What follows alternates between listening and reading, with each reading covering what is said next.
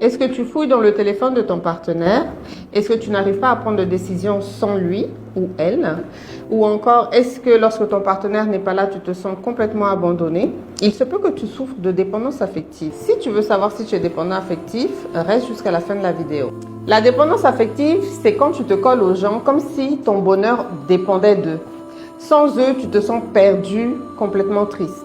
Généralement, ça vient de l'enfance. Par exemple, si tu as été négligé, tu as été abandonné ou encore tu as subi des abus, ça peut donner de la dépendance affective à l'âge adulte. Ça peut aussi venir d'un manque de confiance en soi parce qu'on n'a pas été assez valorisé dans l'enfance ou encore d'expériences traumatisantes comme des ruptures douloureuses. La plupart du temps, c'est l'entourage qui nous fait savoir qu'il y a un problème. Mais si on se rend compte qu'effectivement on est dépendant affectif, la première chose, c'est déjà de s'en rendre compte. Donc, la deuxième chose, c'est de travailler sur son estime de soi, parce que plus on a une forte estime de soi et moins on va accepter certaines choses.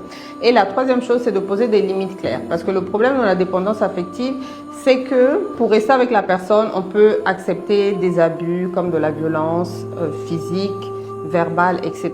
Et donc, poser des limites, ça sera vraiment une clé pour se sortir de la dépendance affective et bien sûr aussi consulter un professionnel de la santé. Je suis Dr Sako Mariam, gynécologue et hypnothérapeute. Sur mes comptes, je parle donc de santé des femmes et de santé mentale et je vous invite à vous abonner sur ma page pour plus de conseils.